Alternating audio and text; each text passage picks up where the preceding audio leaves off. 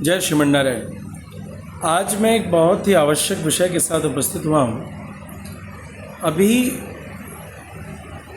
एक याचिका दायर होती है खजुराहो के विष्णु मंदिर के बारे में। राकेश दलाल एक याचिका करता है मध्य प्रदेश के, और वो न्यायिक प्रक्रिया के द्वारा न्याय चाहते हैं। और मुझे जैसा लगता है आज तक हिंदू धर्मावलंबी ने सदा सर्वदा ही संविधान का और न्याय की व्यवस्था का सम्मान किया है। और उस पर न्यायाधीश पद पर बैठे हुए मुख्य न्यायाधीश न्यायमूर्ति श्रीमान भूषण रामकृष्ण गवई जी ने एक बड़ी ही दुखद टिप्पणी कर दी है। यह एक अलग प्रक्रिया है कि एएसआई के बारे में उनको कुछ कहना चाहिए था, निर्देश देना चाहिए था। पदेन ऐसा कर्म बहुत अच्छा था, आवश्यक था। जो भी उनके न्यायिक प्रक्रिया है उसका स्वागत है और हम हमेशा स्वागत करते हैं। लेकिन उन्होंने एक जो वक्तव्य दिया कि जाइए और भगवान से जा कर के कहिए वो अपनी बात करें और अपनी लड़ाई खुद लड़ें, तो यह एक बड़ी हास्यास्पद स्थिति है। जब मुझे इस जगह पर एक चीज़ याद आती है कि जटायु के प्रसंग में भगवान श्री राम वहाँ कहते हैं, सीता हरण तात जनि कहु पिता सन जाई, जौ में राम तो कुल सहित कही दसानन आई। यदि आप राम जी पर आन लगाएंगे, यदि भगवान विष्णु पर आन लगाएंगे, तो भगवान श्री राम का वक्तव्य स्पष्ट है, जौ में राम तो कुल सहित कही दसानन आए। आप अपने पद का सदुपयोग करें, पद का दुरुपयोग न करें। आप सभी पदाधिकारियों से निवेदन है, और बार बार पद पर आसीन होकर के राइट टू रिलीजन, जो हमारा एक धर्म का के मानना का जो अधिकार है, और उसके अंतर्गत यदि हम किसी भी प्रकार की प्रक्रिया को लेने जाते हैं तो हिंदू धर्म के होने के कारण, सहिष्णु होने के कारण आप हमारा इस प्रकार से हास्य ऐसे पद पर बैठ करके करेंगे तो यह एकदम अनुचित है। एक मानवीय प्रक्रिया का, मानवीय स्तर का त्याग करने का अधिकार मैं समझता हूँ सीजीआई को भी नहीं होना चाहिए, राष्ट्रपति को भी नहीं होना चाहिए।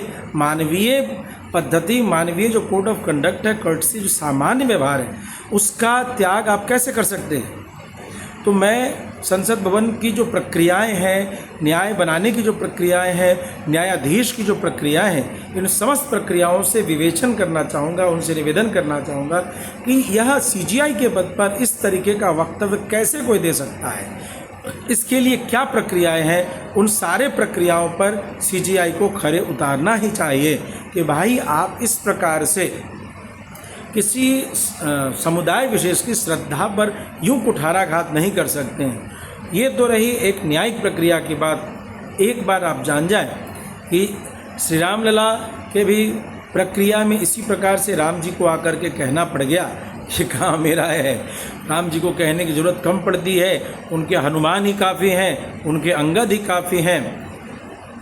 यदि आप इस प्रकार की टिप्पणियों को करते हैं और आप सही में यदि आपके हृदय की भावना की बात आपने न्याय पद पर बैठ करके कर दिया, तो एक तो वो जगह सही नहीं था। व्यक्तिगत जीवन शैली में यदि ऐसी आपको टिप्पणी करते हैं और आप विष्णु की आन रखते हैं, नारायण की आन रखते हैं, आप यदि भगवान श्री राम की आन रखते हैं, तो सत्य जानिए, तो कुल सहित आप अवश्यमेव जानिए इस तरीके के व्यक्तिगत विचार को आपको अपने पद पर नहीं बोलना चाहिए। और यदि आपको व्यक्तिगत कोई घृणा है, टिप्पणी है, तो मैं वृंदावन में बिहारी जी से प्रार्थना यही करता हुआ कहूँगा कि 1 वर्ष के भीतर भगवान श्रीमन्नारायण हमारे बिहारी जी आपको इसका जवाब जरूर देंगे। आप अपने परिवार में होने वाली 1 वर्ष के भीतर घटनाओं पर ध्यान देंगे तो आपको जवाब मिल जाएगा कि विष्णु क्या है, राम क्या है, कृष्ण क्या है। आपको जब राम और विष्णु से ही जवाब चाहिए तो उनका जवाब, उनकी लाठी में आवाज़ नहीं आएगी, मगर लाठी चलेगी जरूर। और बाकी अन्य सभी लोगों से निवेदन करना चाहूँगा कि अपने पद पर रह करके व्यक्तिगत विचारों का थोपना करें बंद और न्यायिक प्रक्रिया का सम्मान करें। हिंदू सदैव न्याय प्रक्रिया का सम्मान करता है।